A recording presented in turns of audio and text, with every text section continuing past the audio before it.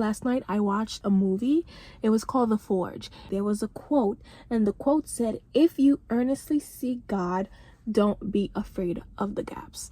If you earnestly seek God, don't be afraid of the gaps. So I thought we'd talk about gaps a little, because if we're gonna be honest, life is not always fairy tale, rainbows and candies. There are gaps, there are transitions, there are transformation, and if you're not anchored in the Lord, sometimes these transitions can leave you shaken. As a military wife, a lot of my time involves not knowing what's next. A lot of ambiguity, surprise announcements, long extended period away from loved ones.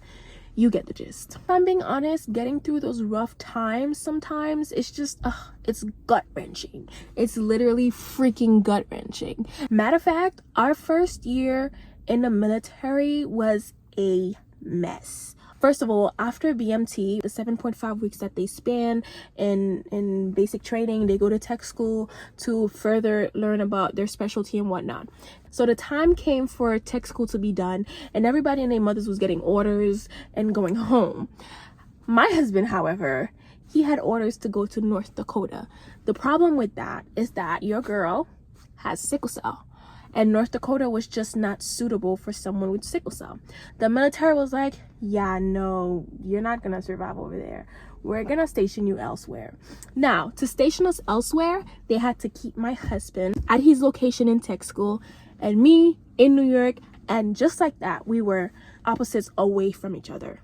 And during that time, my patience literally ran thin, because we had plans, you guys. We planned farewell parties, we planned community parties, prayers and stuff like that, because we knew that we were gonna leave right after he got home. And honestly, having to cancel everything came at an emotional and mental cost. I remember the exact date. It was May 10th, 2025. We literally booked a date for May 11, 2025 for us to have a community party.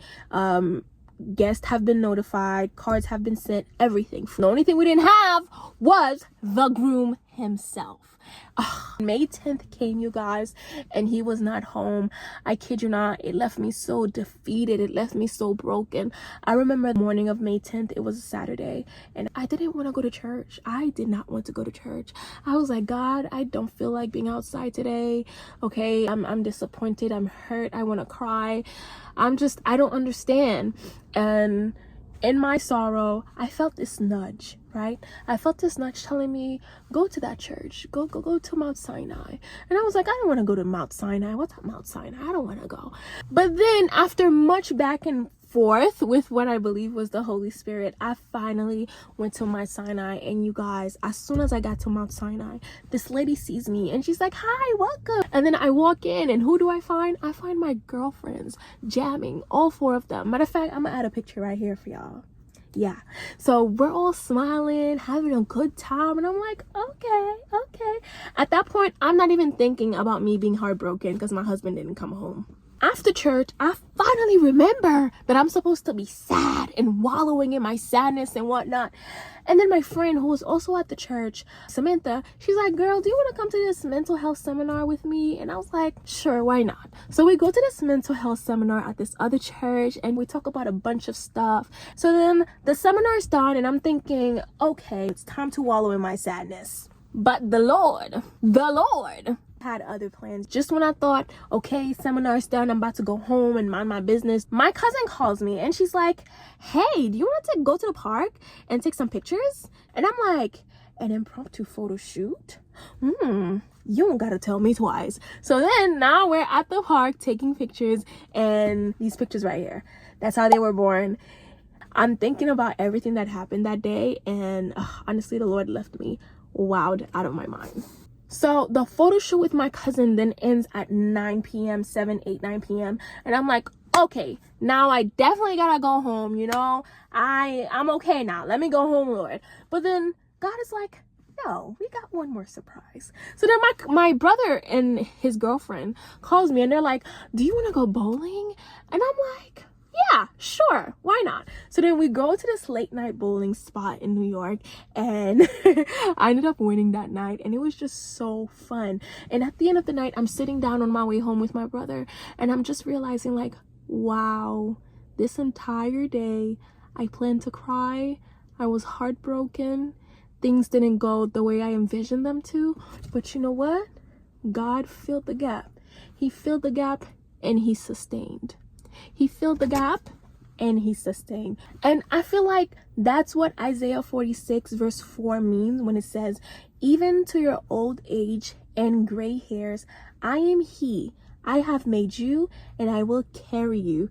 I will sustain you and I will rescue you. And honestly speaking, my entire life, God has done nothing but sustain me. Nothing but fill in the gaps. Even when I thought I was going to break down, guess what? Didn't break down. He sustained. Even when I thought that I wouldn't get a way out, guess what? Didn't have to worry about it at all, because at the end of the day, one thing's for sure and two things for certain, my God is always going to fill the gaps, and that's on period. In biblical context, we can connect this to Elijah, where he was feeling depressed and depleted. He didn't want to do this thing no more, and the angel of the Lord pulled up to him and was like, you know, eat something, drink some water, you'll be okay, take a nap. And that food that he ate, right, this nap that he took carried him on, energized him for 40 days and 40 nights of traveling.